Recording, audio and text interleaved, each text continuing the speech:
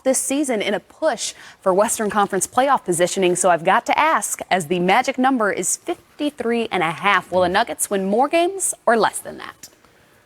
I'm going more. Really? Yes. I'm going more. I think that they're going to finish 1 or 2 in the West, the best record.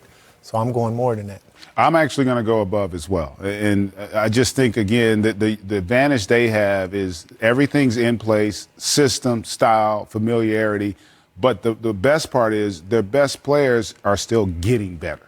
And that's where I think they have a decided advantage. Murray and Jokic in particular are the two guys that they can go to another level. And in Jokic's case, that means becoming a superstar. So this team, I think, expectations are high and deservedly so. How far above, then, that number? Because this is a team that sat on top of the Western Conference for most of the regular season last season. Can they do it again this season? I think they can, but I'm still thinking 55, 56. I just think because there's so many really good teams, you're not going to see a 60-win team in the West. And I would agree with that. I think they finished second in the West last year, so it's only room to go up for them. They're bringing their whole team back with the addition of Jeremy Grant. You are right. All right, that'll do it for the Nuggets team preview. For Greg Anthony, Brian Shaw, I'm Kristen Ledlow. We'll see you guys next time. Yeah.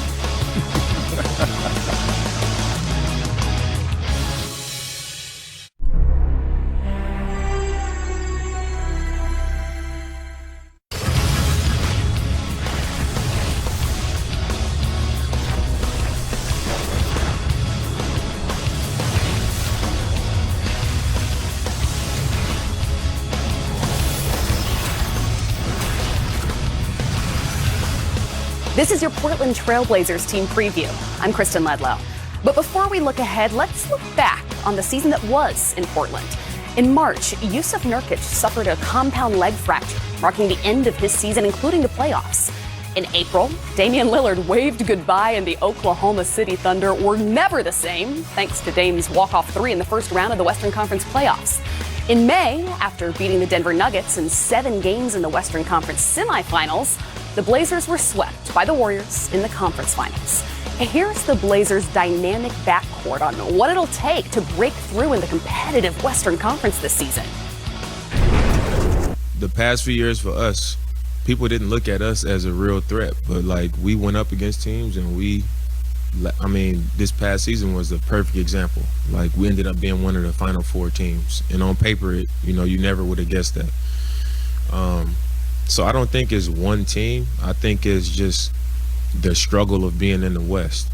It'll be tough in the West, but it's always tough. The West is always tough.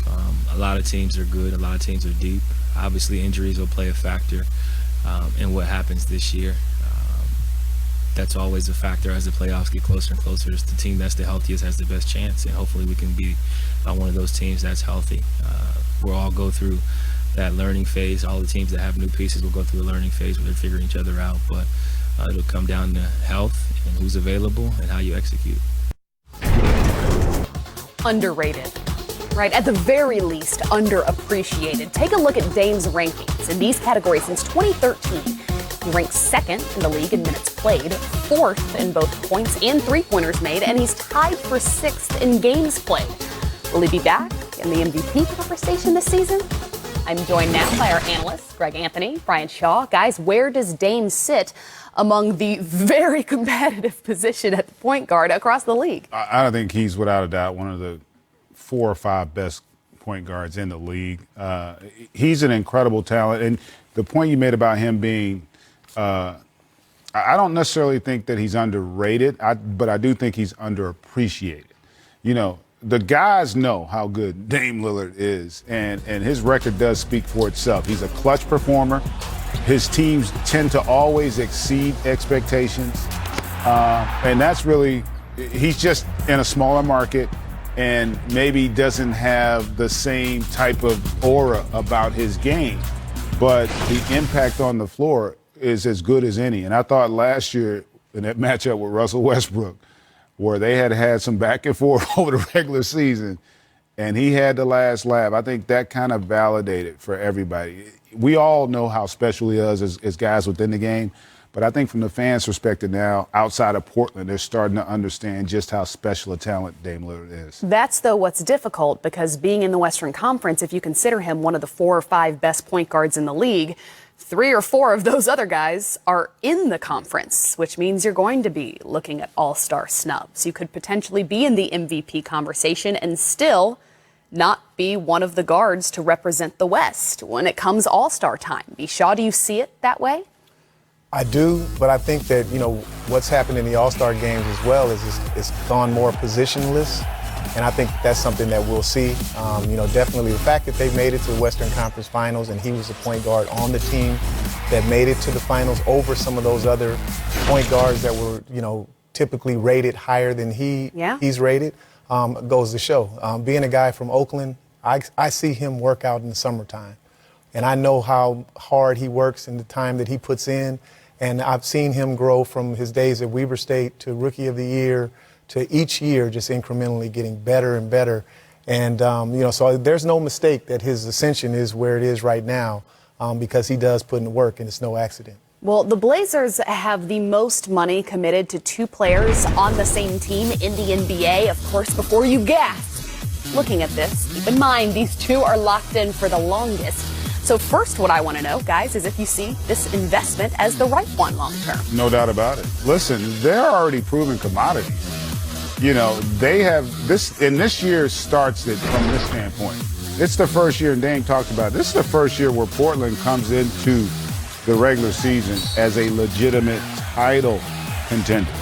And that was our point. Last year they made it to the Western Conference Finals, but no one saw them as a title contender going into the season. This year, with the moves they made, with the growth of those 2 guys, the fact that they're going to be there long term, the fact that they have that cohesion and relationship with their coach and Terry Stotts, and that they both have arrived, I mean, it speaks to the fact that this team has a chance to win and win now, especially because that Western Conference, because of all the transition, it's still in a state of a flux right now because we don't know how it's going to play out, but they have certainty on their side because their core pieces are there and ready to roll. And with CJ in particular, he's seen consistent improvement season after season. What impresses you most about his game? Well, much like Dame, he was underappreciated as well, maybe undervalued. And he's taken steps every single year. People talk about his size, the fact that when he's out there on the court, he plays for himself. I think that when Dame comes off the court, he has the ability to play that point guard position because, let's face it, all the point guards that we see are scorers and can shoot the ball, and he's one of them. So he can go from the 1 to 2, and I think that Portland showed their appreciation for his value and the improvements that he's made by locking him up and giving him the bag. And so for them being in a small market and locking up these 2 guys, it's great for their franchise to be able to do that. And, you think about the backcourts. There's 2 that are what I call organic backcourts, meaning they were both drafted by that organization and they played together their whole career, Steph and Clay, and then these 2 guys. And the fact that every year they both get better tells you, one, they really like each other. They have great chemistry and trust. And you can't break that up, especially when your ascension is going in the right direction, right? They've gotten better every year.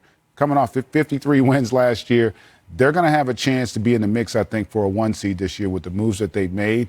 And it's because of that foundation of those 2 guys. They've got their core. And this is an opportunity where they can look out and say, hey, this could be our year. And I think that confidence is starting to grow for the Blazers. You've both said it.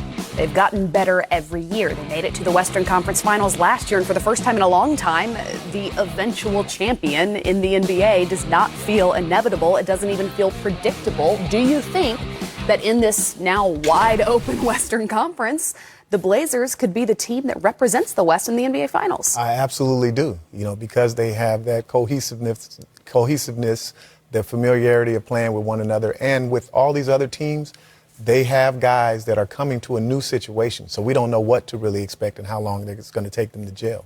Yeah, I don't think there's any question that they could. And I think, again, it always starts with your best player. And Dame Lillard, I think Dame's got the chip on his shoulder and the belief that he believes he's the best player in the world. He believes that in his core. And your team feeds off what your best player presents. And those guys have bought in because they've seen the exploits. They've seen all the incredible performances he's had over the years, and they know he's not letting up. And that kind of leadership and the ability to set those examples, I think, is really big for a young team on the come. Well, when we come back, we'll talk about the pieces surrounding that back.